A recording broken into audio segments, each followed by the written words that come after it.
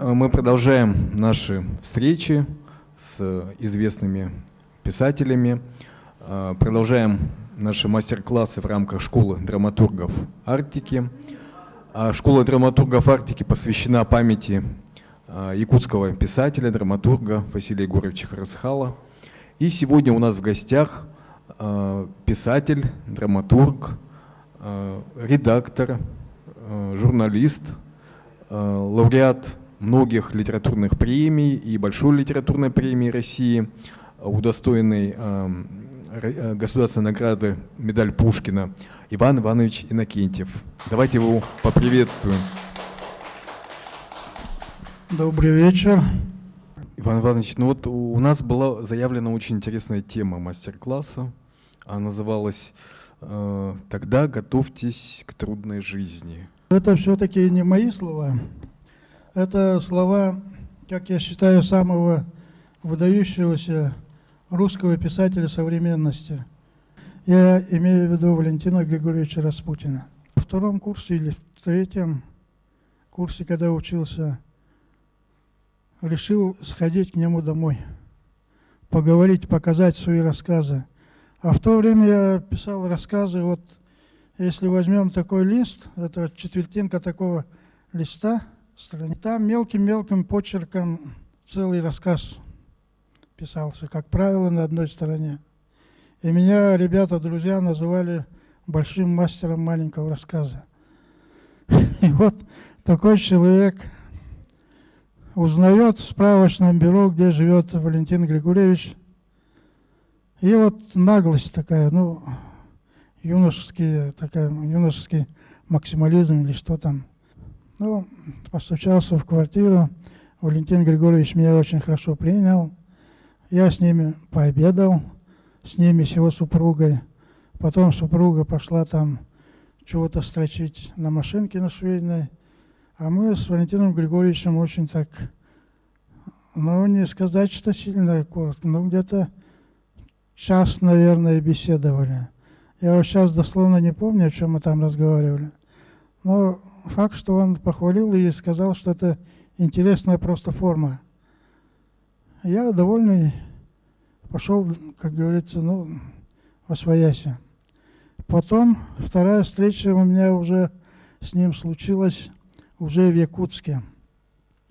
А это было время, когда меня так-то в литературных кругах знали, меня не печатали. А для молодого писателя это же самое страшное дело. Это как будто тебе кислород перекрыли. Это страшное дело, да. И вот я ходил, и главное, что писатели-то, вот в чем вся была знакомые писатели, все говорили, хорошие у тебя рассказы, Иван. А то, что мы тут ничего не можем сделать. 10 рассказов своих отобрал и пошел просто тоже, как к старому знакомому, к Валентину Григорьевичу. Думаю, пусть он прочитает, как он решит, так и будет. Потому что я его очень уважал. Тогда уже были очень крупные его, может быть, даже самые удачные вещи его уже в то время были опубликованы. Пришел я к нему в номер, сказал, да я такой-то, такой-то, я к вам приходил. Помните? Он, конечно, сказал, что он меня помнит, студента. Конечно, откуда он мог меня помнить-то? Разве что из-за наглости моей такой запомнил. Но он сказал, что помнит там все такое, и сказал, оставь, Иван, эти рассказы, я почитаю, и завтра приходи пораньше. Часов 8, потому что нам где-то у них там самолет был тоже до обеда.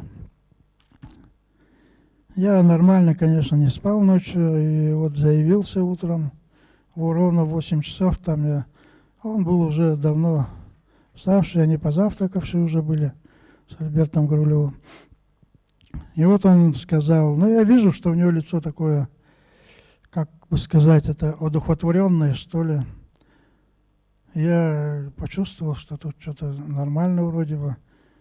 Он с порога не погнал. Потом он говорит, Вот я прочитал все ваши рассказы, очень внимательно прочитал. И скажу, что это просто прекрасные мысли. Но если вы говорите дальше, Иван, будете так писать, а я сказал, что и дальше так буду, я по-другому просто не умею. Он сказал: тогда, Иван, готовьтесь к трудной жизни. Это вроде бы он на мне, как говорится, крест поставил, да? Но не какой писатель без публикаций-то? Это сейчас вот все хвастаются, что они там писали все в стол, там что такое.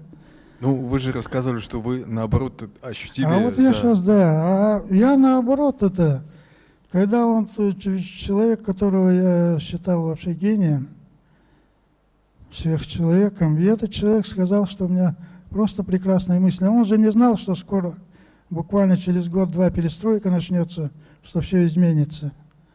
Он не говорил, что там это готовится к трудной жизни, что ты вообще там не то пишешь. А он сказал, что наоборот, что ты пишешь-то хорошо, но у нас условия такие, что готовься к трудной жизни. И я сразу так обрадовался и побежал тогда в молодежку.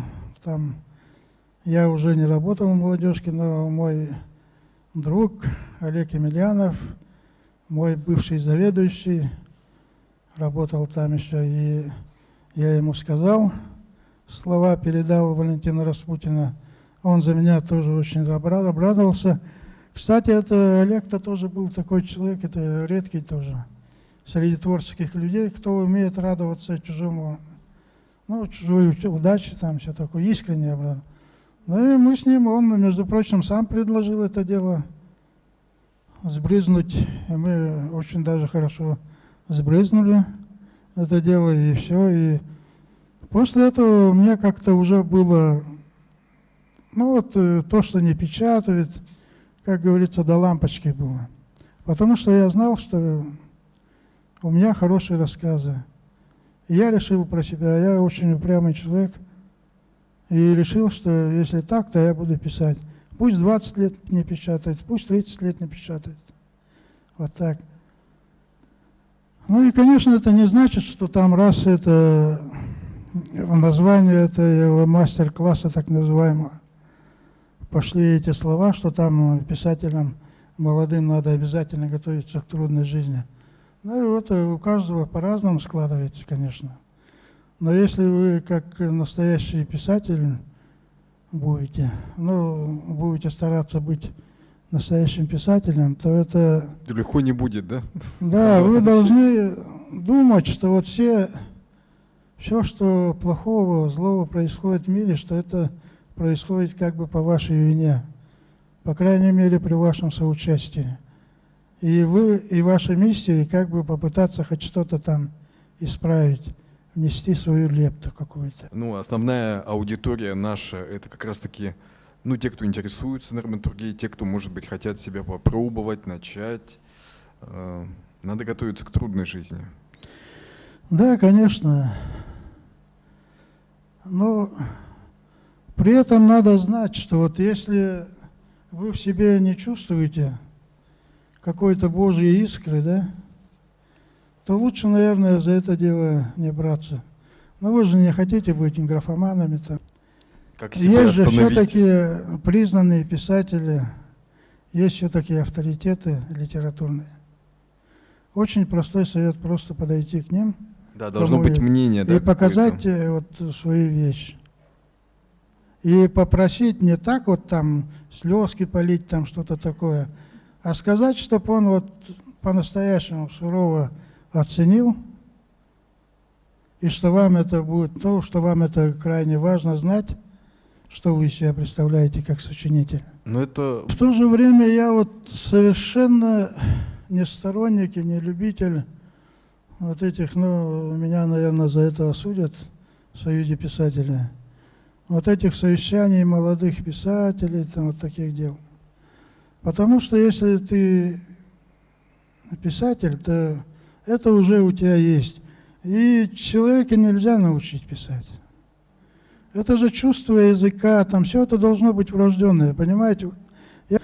Кстати, и чтоб Жанна, да, чтобы вы вот это Вам, я помню, очень понравилось мое определение вот этого, как там про писательские дела-то. Было время, когда я попал в очень жесткие такие условия, не по своему желанию, и тогда я сказал, патриот – это человек, который, не раздумывая, готов погибнуть за нелюбимое Отечество. Получилось красиво, но не точно. Отечество не может быть нелюбимым. Правители – да, даже большая часть твоих сограждан – да, но не само Отечество. Когда стал кое-что соображать в этой жизни, про Отечество и гражданина высказался несколько иначе. Великое и гордое слово «Отечество» соответствует своему подлинному значению, заложенному в него глубинному смыслу, лишь тот чудесный миг, когда его произносит достойный. Достойный с большой буквы. Наверное, я не самый лучший из людей, но когда беру в руку перо, чувствую, как сразу становлюсь другим человеком.